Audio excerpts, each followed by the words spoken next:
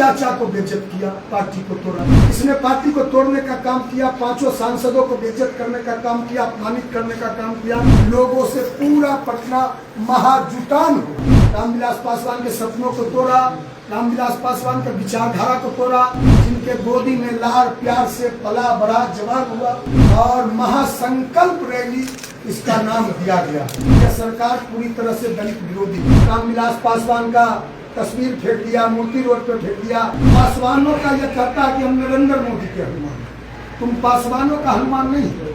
तो उस दिन पटना पूरी तरह से रामविलास पासवान के कार्यकर्ता, रामविलास पासवान के अनुयायी, रामविलास पासवान के प्रशंसक और राष्ट्रीय लोक जनशक्ति पार्टी के दलित समाज के लोगों से पूरा पटना महाजुटान हुआ और महासंकल्प रैली इसका नाम दिया गया।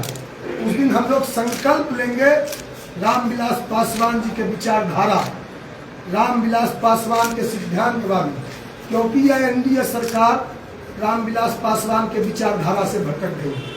यह एनडीए सरकार रामविलास पासवान का जो सिद्धांत था, जो इशू रामविलास पासवान ने उठाया था, जो इशू सेट किया था, जो दलितों के लिए, पिछड़ों के लिए, शोषितों के लिए, वंचितों के लिए जो सब्जेक्ट रामविलास पासवान जी छोड़ के इस दुनिया से चले गए, उस सब्जेक्ट से ये एनडीए सरकार भटक गई है। उस दिन संकल्प लेंगे कि 2025 जो इस वर्ष में बिहार में विधानसभा का चुनाव होना है, तो हम छोट का राज स्थापित करेंगे और यह दलित विरोधी, यह सरकार पूरी तरह से दलित विरोधी। मात्र होली से अब तक लेकर 1 दर्जन से ज्यादा पासवानों की, दलितों की नहीं, केवल पासवानों की हत्या हो गई।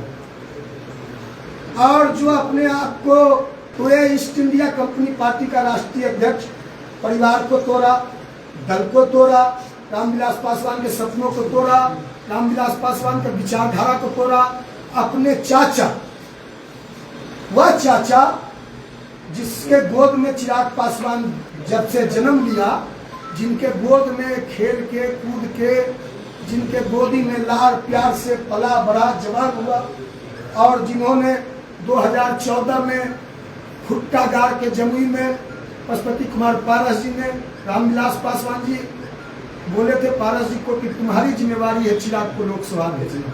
तो पारस बाबू ने अपने राम के आदेश को माना और वहां खुट्टा गाड़ के जमुई में 2014 में इसको जिताकर लोकसभा भेजा।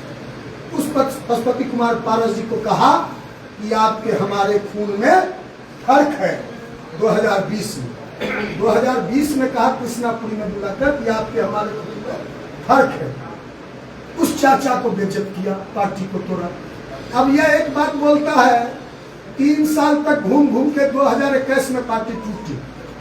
इसने पार्टी को तोड़ने का काम किया, 5 सांसदों को बेइज्जत करने का काम किया, अपमानित करने का काम किया, अकेले चुनाव लड़ने का फैसला लिया, पार्टी के लाइन के खिलाफ जाके, पार्टी के सभी सांसदों के विचारों के विपरीत जाकर अकेले चुनाव लड़ा और 3 साल तक कहा, जब पार्टी टूटी, घूम घूम कर पूरे बिहार में, कि नीतीश कुमार जी ने मेरी पार्टी को तोड़ा, नीतीश कुमार जी ने, ललन सिंह ने, सारे जनता दल के लोगों ने मेरी पार्टी को तोड़ा, कि पशुपति पारस जी ने चिराग पासवान को रोड पर फेंक दिया, 12 जनपद खाली करा दिया।